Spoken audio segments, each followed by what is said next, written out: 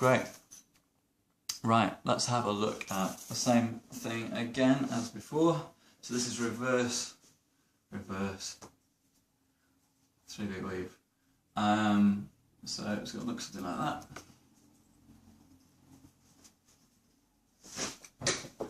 Right, and you're doing exactly the same motion as you did in the forward 3-beat weave, but you're going to do that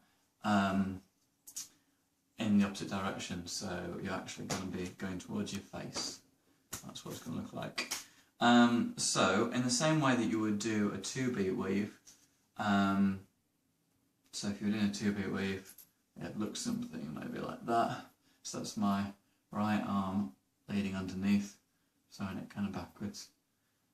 That's it. And then if you just swap that to left arm leading, it would look something like that. Whoops, I just did a 3-beat weave backwards, didn't I? So that's left arm leading underneath. Left arm leading underneath. Right. So you would do, if you were doing a reverse 2-beat weave, backward 2-beat weave, you're doing that same kind of motion. You want to be able to do it with either hand again, so your right hand leading underneath or your left hand leading underneath. And then you want to be taking that and putting an extra beat in at the side, an extra twist. So you go hand over hand again. So if we just look at that, so that's me, let me just get that. So same as forward, but again your arms, you just see my wrists just going apart and kind of going in a circle. Or you can do it the other way that we talked about, which is kind of just like same, your arm comes up and over. So you just pull your arm over. We'll do it without the plugs so you can see. So you're doing your reverse, and instead of it being the top arm leading, it's the bottom arm leading. So you have, let's just say I do it with my right arm. So my right arm goes back, underneath, and then my left arm goes back and underneath. So you can think of it the opposite way to a forward 3-beat weave, where you're going over the top. It's the opposite, so actually your right hand's leading, it goes underneath. Your left hand then swaps into leading, it goes underneath. And you're kind of doing a backward stroke, if you like. And you're doing like that. And if that helps you, fantastic. If that's not the way that works for you, what you can think about is doing it at the sides. So your right arm's going back, and that's leading. And what you see is you're kind of turning. Do you see my hands turning? It's like a steering wheel.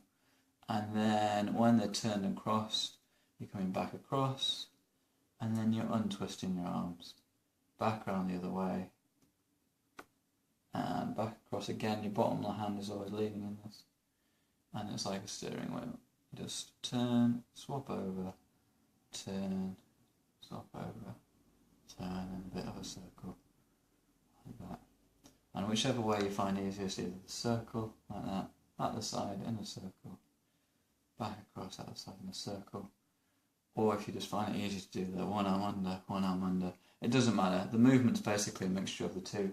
You'll get a feel for it when you hit it. You just know you will. Just keep practicing it when you've got that feel for it, and you'll get the muscle memory then. And then again, just practice getting your wrists close together. And a really important thing about being able to do reverse 3-beat weave is it allows you to do the fountain, and allows you to turn and all the kind of important stuff. So if we just look at that for a sec, the reason why this is so important is forward 3-beat weave, yeah, I'm facing this way, blah blah blah. That's it, facing this way. I decide I want to turn. What happens is the poise keep moving in the same direction, but I change direction, so I change direction like that, yeah? So the poise is still moving in exactly the same direction. They're going down behind me, and they're going up in front of me. But in this position over here, they're going backwards. So they're going backwards on this side, and then on the other side here, they're going forwards. So I just turn for you so you can see that. So it's a forward 3-beat weave, and when you turn to do a turn or a fountain or anything like that, this becomes a backwards weave. Swap across, this is forwards, backwards, and this is just kind of a basic switch from one side to the other. But the point are always moving in the same circle, and you're just going from a backwards weave to a forwards weave, to a backwards weave, to a forwards weave, until it doesn't really matter which is backwards and forwards, you're just doing the weave. So it's really important to be able to do the forward and do a backward, because once you can do them both, you just learn to switch. Once you learn to switch, you can turn, and turning is one of the super important things, especially with flex, because it's what makes everything, it makes it more like a dance than just standing really still. And yeah, so you can actually learn to actually move, which is really super useful. Cool. We'll move on to that in a little bit.